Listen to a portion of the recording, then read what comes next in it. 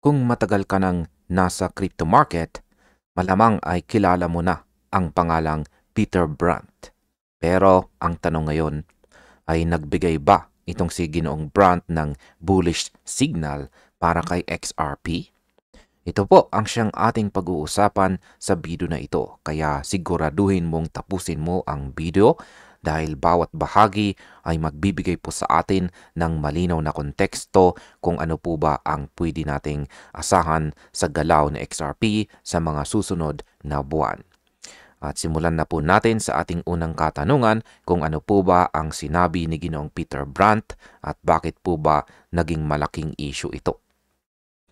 Yan, mahalagang maunawaan po natin kung paano po nagsimula ang lahat. Si Ginoong Peter Brandt, isa po siyang veteranong trader na kilala sa kanyang classical charting at saka strict execution. At siya po ay nag-post ng isang napakaikli at halos cryptic na mensahe. Hindi po niya inaasahan na ang mga detalye ay hindi po niya inisa-isa ang mga detalye. Hindi rin po siya nagbigay ng mga espekulasyon. Pinahiwatig lamang po niya na 2 digital assets ang pwede daw pong umangat sa mga susunod na buwan. Hindi po niya direktang binanggit si XRP, pero para sa mga sanay sa estilo ni Ginoong Brandt, sapat na ang ganitong hint or palatandaan para magkaroon ng malalim na interpretasyon. Kung iisipin po natin, nasa panahon tayo na ang market momentum ay sobrang unpredictable. Marami pong traders ang naghahanap ng malinaw na direksyon, kaya nang may biglang mensahe na galing sa isang taong may dekada at proven na technical accuracy, automatic na nagkaroon po ng surge sa interest. Para sa mga matagal nang nasa crypto, alam nating hindi po nagpapadala si Ginoong Brandt sa hype. Kung may sinasabi po siya, kadalasan ay may laman. Ngayon ay bakit po naging importante dito ang reaksyon ni Ginoong Zach Rector? Yan, dito po nagsimulang sumabog ang usapan. Si Ginoong Zach Rector, siya naman po ay kilala sa pag-monitor ng macro trends na nakakaapekto kay XRP. At siya ay agad po na nagbahagi ng post ni Ginoong Brandt. At ang kanyang sinabi ay Peter sending the XRP signal. Simple, diretso, pero may bigat. Kaya yan po yung kanyang aktual na tweet or post dito. Dito po sa community ni XRP, kapag may influencer na may research background na naglagay ng ganitong framing, lumalakas po ang narrative. Hindi lang siya basta nag-share. Ginawa niyang focal point sa XRP. Ang ganitong galaw ay parang spark sa damuhan. Walang apoy kung naka-isolate, pero kapag may hangin ng sentiment at mga traders na gutom sa direksyon, mabilis po itong lumalaki. Hindi lang ito tungkol sa hype. Nakaangkla ang influence ni Ginoong Rector sa consistent niyang pag-track ng institutional developments. Kaya nang sinabi niyang signal, marami pong traders ang nainganyo na silipin ang charts at maghanap ng confirmation.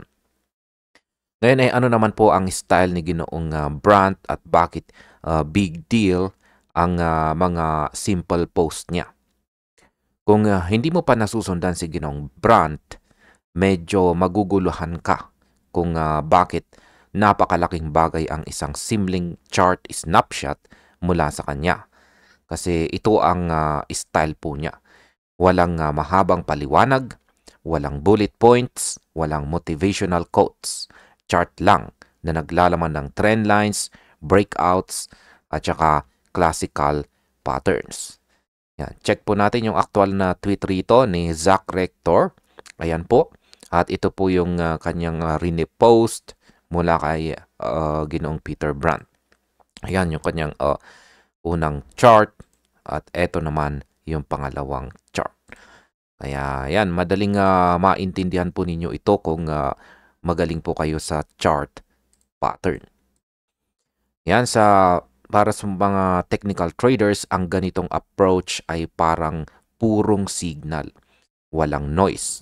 Kapag may nakikita siyang structural change, hindi niya kailangan ng buong essay.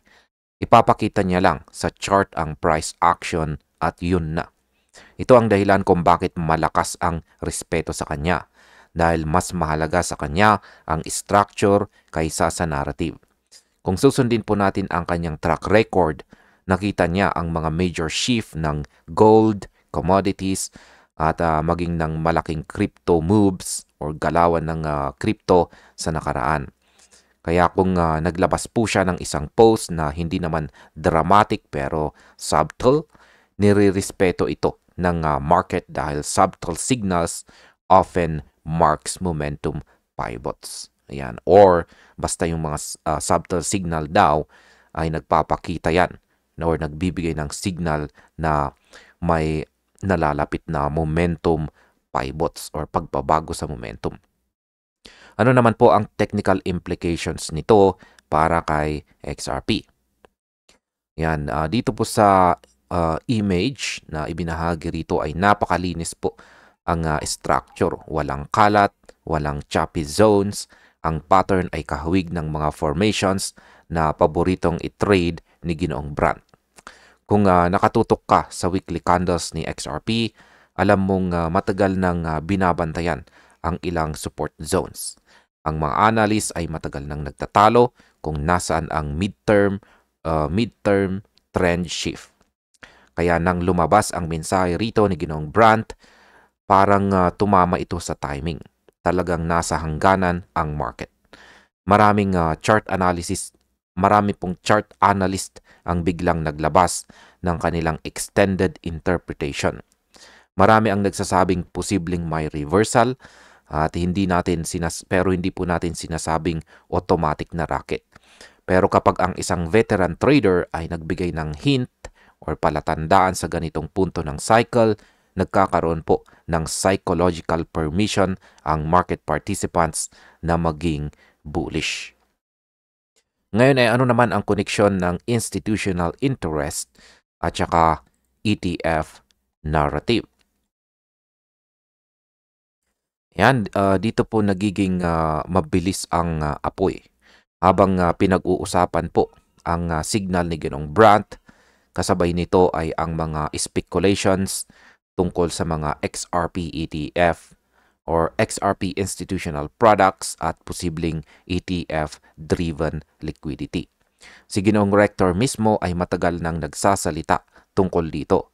Kung sakaling magkaroon ng regulated investment vehicle para kay XRP, magbabago po ang kanyang landscape. Kasi hindi lang retail buyers ang papasok. Institutional flows po ang unang magbubukas ng malaking batayan sa presyo. Kapag na-establish po ang ganitong narrative, nagiging matibay ang fundamentals ng market psychology. Kapag dumating po ang liquidity, tapos sakto pa sa technical na shift sa chart, dito po pumapasok ang mga explosive moves. At kung si Ginoong Brandt ay nagsasalita sa ganitong timing, kahit hindi po niya banggitin ang salitang XRP, sapat na para sa community na ikonekta ang mga dots. Ngayon ay kumusta naman ang community at ano ang naging epekto nito? Hindi po maliit ang naging reaction. Mula po sa exposed, nag-transform ang isang simpleng mensahe sa full sentiment wave. Ang mga analysts ay naglabas po ng breakdowns. Ang mga traders ay nag-aabang at ang mga holders lalong tumitibay. Sa crypto, hindi lang presyo ang gumagalaw. Ang narrative ang siyang nagtutulak sa presyo. At sa pagkakataong ito, si Ginoong Peter Brandt ang naging spark. At bilang panghuli ay ano naman ang aking masasabi tungkol dito. Kung titignan po natin ng buo, ang mensahe ni Ginoong Brandt dito ay ang kanyang mensahe ay hindi pang level na bullish call. Pero kung susuriin po natin ang kanyang history, ang kanyang minimalistic approach at ang timing ng post sa gitna ng institutional discussions, nagkakaroon ito ng disproportionate market impact. Si Ginoong Rector naman ang nagbigay po ng megaphone at ang community ang siyang nagpalaki sa echo nito. Hindi natin masasabi kung guaranteed po ang pump, pero isang bagay lamang po ang malinaw. Kapag nagsalita ang isang trader na may halos kalahating siglo sa markets, hindi mo siya basta i-ignore. Ang tanong ngayon ay simple. Magbibigay ba ng confirmation sa XRP sa galaw ng presyo?